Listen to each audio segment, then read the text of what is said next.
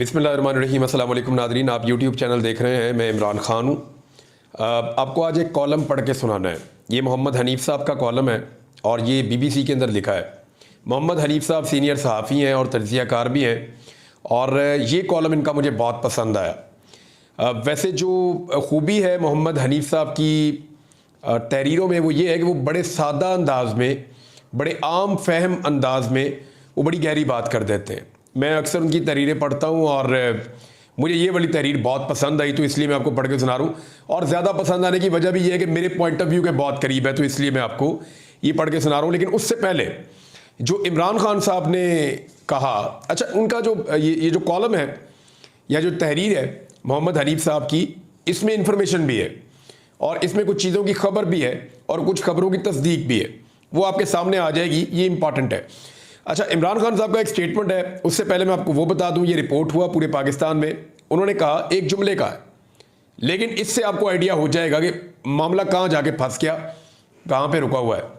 इमरान खान साहब ने कहा कि मैंने कोई डील नहीं करनी, कौम को वाज़े बता दूं, आपकी आज़ादी इनसे छीन कर वापस आ रहा हूं इंशाअल्लाह। ये इमरान खान साहब ने कहा कि मैंने कोई डील नहीं करनी, कौम को वाज़े बता दूं, आपकी आज़ादी इनसे छीन कर वापस आ रहा हूं इंशाअल्लाह।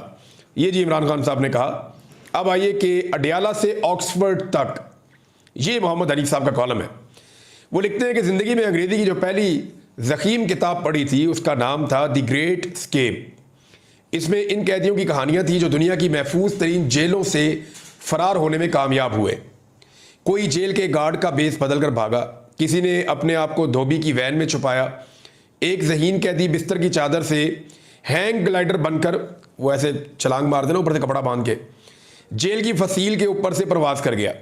लेकिन ज़्यादातर कहानियों में कैदी साल हा साल तक खामोशी से एक सुरंग खोदते थे, अक्सर पकड़े जाते थे, लेकिन कुछ खुशकिस्मत अपनी आज़ादी पा लेते थे।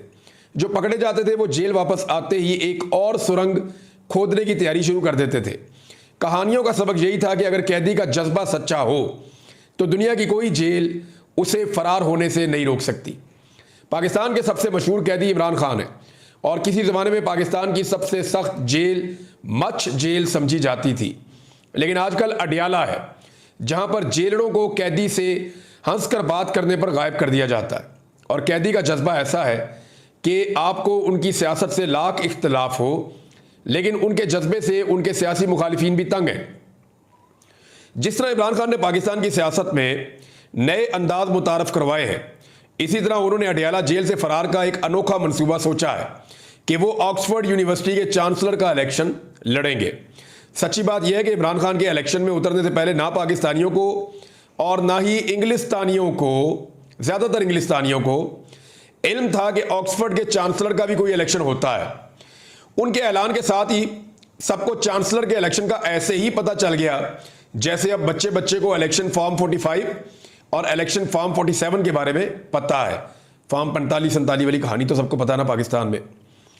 गोरों के एक कदीम इदारे के भूले बसरे इंतखाब में शामिल होने का ऐलान करके इमरान खान ने उसमें जान डाल दी है।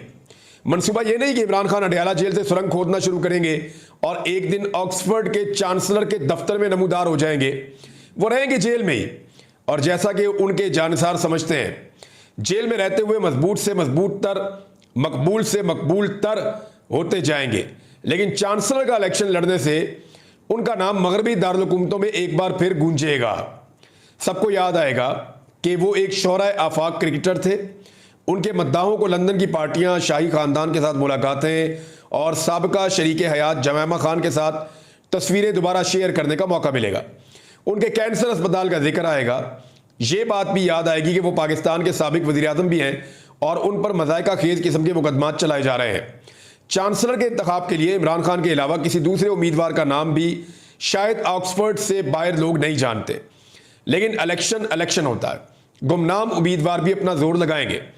एक बरतानवी सहाफ़ी ने एक कॉलम में इमरान खान के खिलाफ इंतखाबी मुहिम का महाज खोल दिया है।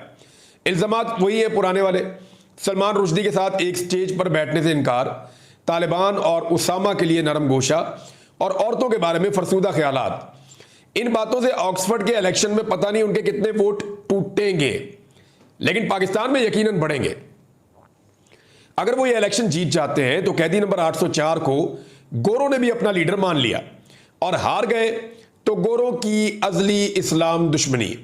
इंतखाबात का नतीजा कुछ भी हो, दुनिया को याद आएगा कि इमरान खान एक सियासी कैदी हैं, और गालिबन दुनिया के हसीन तरीन सियासी कैदी जेल की सख्ती बर्दाश्त कर लेता है लेकिन गुमनामी नहीं। तो इमरान खान एक बार फिर मगरबी मीडिया की शाह सुर्खियों में होंगे। जो भी सियासतदान पाकिस्तान की किसी जेल से फरार चाहता है, उसकी सुरंग का रास्ता GHQ से होकर गुजरता है। इमरान खान अपना रास्ता खुद बनाने पर मुसर है, बज़िद है। शायद वो पहले फरार होने वाले कैदियों का अंजाम देख चुके हैं। सियासतदानों में जेल से फरार होने का सबसे ज़्यादा तजर्बा नवाज शरीफ रखते हैं। अटक किला से फरार हो चुके हैं, कोट लखपत से भी, लेकिन इतनी मरतबा फरार होने के बाद वो अपने घर जाती उम्रा में भी अपने आप को कैदी समझते होंगे। अब फरार होंगे तो कहां जाएंगे? दूसरी तरफ इमरान खान अपनी सुरंग खोद रहे हैं और कोई जेलर रोक भी नहीं सकता। ये जनाब ज़बरदस्त किस्म का कॉलम लिखा था मोहम्मद हनीफ साहब ने। इसमें आपको सिचुएशन का आइडिया हो गया। और वही बात मैं करता हूं कि इमरान खान जेल से बाहर आना चाहते हैं। कौन है जो जेल में रहना चाहता है? लेकिन इमरान खान अपने तरीके से आना चाहते हैं। एस्टेब्लिशमेंट भी चाहती है, बाकी लोग भी चाहते हैं कि इमरान खान जेल से बाहर निकले ताकि पाकिस्तान में इस्तेहकाम आए। लेकिन मामला ये है कि अगर इमरान खान साहब बाहर निकलते हैं एस्टेब्लिशमेंट के तरीके से तो तभी वो राज़ी है इस मामले पे। वो चाह रहे हैं जैसे बाकी सारे सर नीचे करके बाहर आ जाते हैं वैसे ही बाहर आ जाए, सर झुका के बाहर आ जाए। लेकिन इमरान खान कहते हैं जी बड़ा वाला फाटक खोलो, मैंने सर नीचे नहीं करना। मैं जेल के अंदर जिस इज्जत के साथ गया हूं मैं उसी इज्जत के साथ बाहर आऊँगा। और इमरान खान साहब का कद वैसे भी बहुत बढ़ गया जेल के अंदर रहने की वजह से, तो अब तो उस छोटे दरवाजे से वो गुजर भी नहीं सकते जो